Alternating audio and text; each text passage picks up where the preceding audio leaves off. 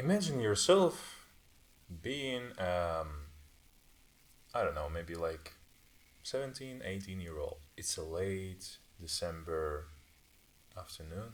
You're sitting in your room in front of the computer and trying to come up with something what you can do.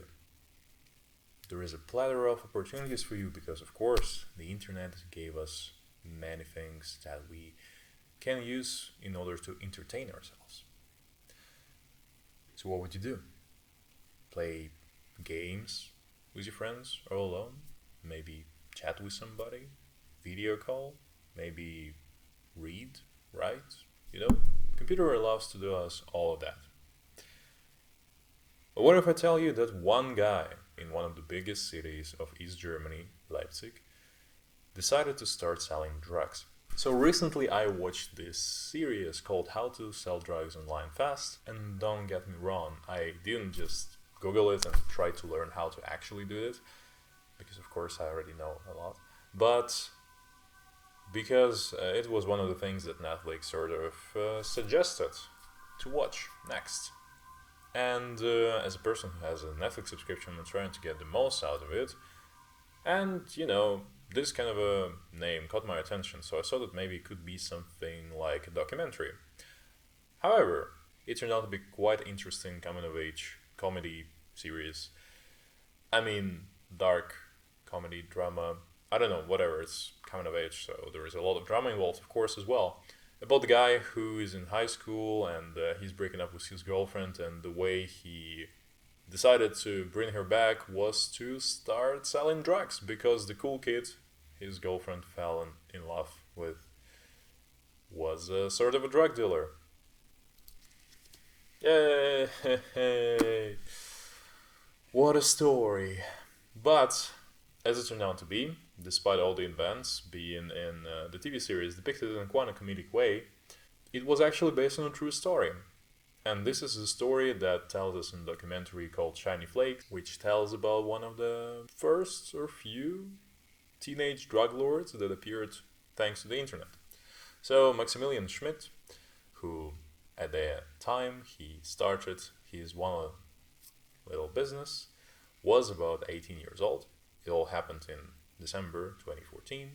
As it was described, he pretty much he has always been introverted, so nobody really paid attention for him sticking in his room for long periods of time. And we also learned from the series that he has always been this kind of one of these internet bullies. He liked to go into dark web already. Once he was 14, he was sending Trojan viruses to people's computers through some files or links or whatever in order to hack their webcams. So he felt that he was super powerful because he was able to do all these little tricks.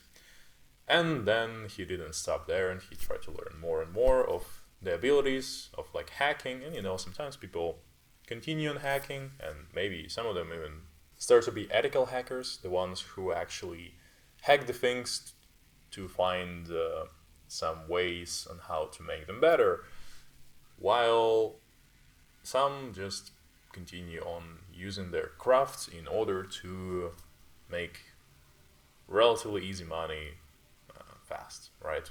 We all heard about people hacking the whole government system, for example, to get a ransom in Bitcoin and stuff. So, this were also the time where all these things were kind of new, relatively, and Max saw an opportunity. Well, there are people who are buying drugs anyway, and they have to go to dark web to do that if they want to do it online. So he thought, okay, why don't I just try to sell them on an open internet, sort of like the internet that everybody sort of can access. So that's what he did. He launched the website. He pretty much found some accomplices who was helping him with distribution of the drugs. And what he's been doing, he's been just making his own drugs in his room. So he bought all the ingredients, like the crystals and all the powders and salts and all the other things, and he's just been pressing tablets with ecstasy and all other beautiful drug things that he's been sending all around Germany, and I think all around the world at some point as well, once he's became even more popular. There was this whole crazy system, so like it appeared to be that it was something like an Amazon for drugs, as he ran it in a certain way. So of course he started small. He's been using the local post office in order to send out his drugs. So the police was actually initially expecting that there was a big group of people involved in this case, just because it is impossible to be able to create such effective structure in logistics so that he is able to deliver all these drugs around the country without really being noticed, until they realize that actually he's been just using DHL in order to deliver drugs to all the people all around the country and the world. And the guy wasn't like stupid. He knew what he can do in order to hide himself from the public authorities. So what he did is that he made a whole bunch of fake email addresses using which he was buying post stamps and was all making orders for deliveries. And of course, he was also making fake return addresses, which once played a bad game against him.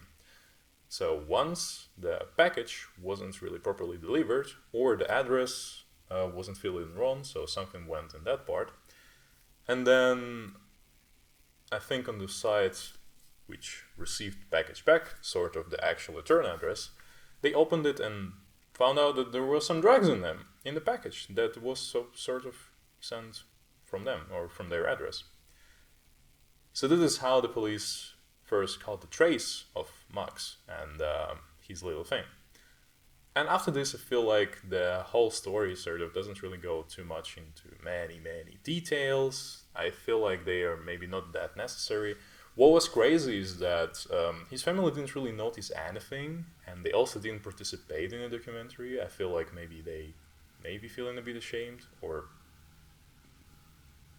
I don't know, maybe they won't even ask to participate, but just generally it was seem a bit weird that there were no interviews from his family taken, and it was only police and him and the psychiatrist who was talking to him before he was actually sent to prison for minors, even though he was already like full-grown sort of man, but more of his mental state was still more of a minor rather than an adult.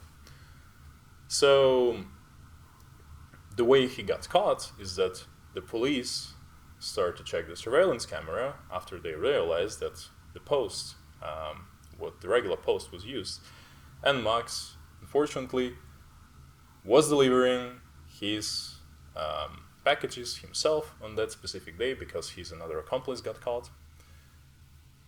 And well, as it turned out to be, he was using the post boxes that were right on the opposite side from the surveillance camera, which police used in order to identify him. So then he got caught, the police broke into his room, they got him, and they were a bit surprised that it was just one teenager sort of commenting the whole thing. And in that time, Max, within 1.5 years, he already made 4 million euros in Bitcoin at that point of time, and police managed to find only 2 million in the wallets that he kept by himself, and for some wallets, as he also supposedly said, he cannot remember the passwords to, which police wasn't able to hack them, and there are maybe still more money that Max is sort of hiding from everybody else. And that was sort of the assumption that was going throughout the documentary. So basically throughout the whole film, we were seeing that Max was quite confident and he was actually enjoying his time and being interviewed because he felt like he became kind of a legend. And I mean, for certain people, he definitely became one because nobody could believe that a teenage dude, just a random dude, could have done something like this. And he really pulled it off before getting caught. So that's unfortunately what played bad on him because he believed that he is almost super powerful, and he can continue playing the tricks and can sort of leverage his also fame and authority, and that nobody will ever do anything bad to him, right? And I mean, after Netflix, or I mean, I'm not sure if that point of time they already knew that the documentary will appear on Netflix. He learned that somebody's going to interview him. Definitely really fit well for his arrogant nature, as it looked, because he was asked many questions about, like, did he ever thought that all his drugs that he's also produced himself could even hurt people for whom he was selling. And well, his reasoning was, if they wouldn't get them from him, they would get them from somebody else. So why to lose this opportunity if he can just make quick money right now? Which is a great entrepreneurial thinking, one would say. But when it comes to drugs, this is not something that you would like a young entrepreneur to invest their time and money into. So what happened? He got caught.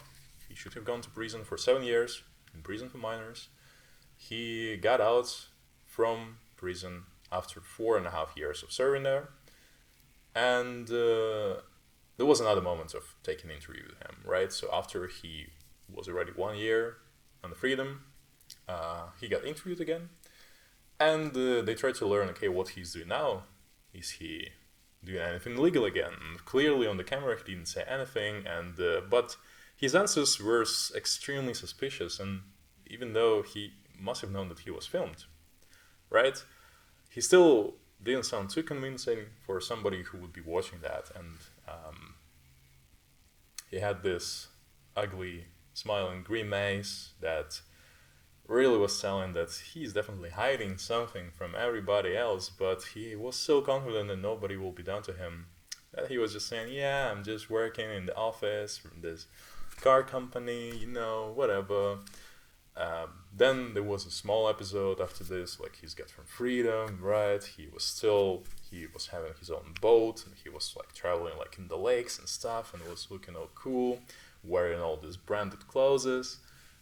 Then they were filming him and his friends on a roof terrace in Berlin. And everybody was saying, oh, Max, such a cool guy, oh my god, we cannot believe that he has done something like this, we cannot believe that he's actually that guy, he definitely is not doing anything like this.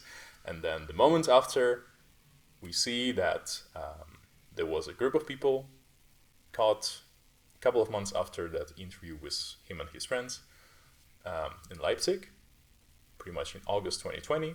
There was a group of 5 people who got caught again for selling of drugs. And the tides led to our good old friend Maximilian Schmidt, who at that point in time, when he was invited to be a witness on this case, didn't look as happy or confident anymore.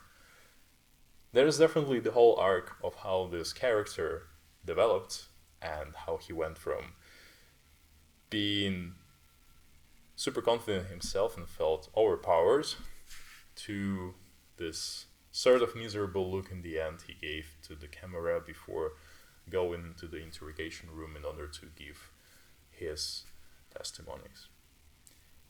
And yeah, I think what this whole story should teach everyone, first of all, don't use or sell drugs.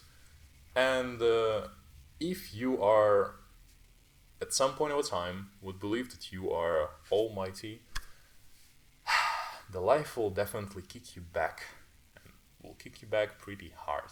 So Max at the first time definitely got off the hook quite easily, but now, if all these allegations turned out to be true, he's definitely gonna go to prison for much longer time, and he wouldn't be as that cool young legend as he could have stayed. But yeah, anyhow, thank you all for listening. I fully recommend you to go watch series and documentary. Documentary probably not as action-filled, but there is still interesting to hear about that and maybe how the whole case was developing, and to hear both sides, both from the police and from Max, on how the things appear to be. Well, yeah, go check it out.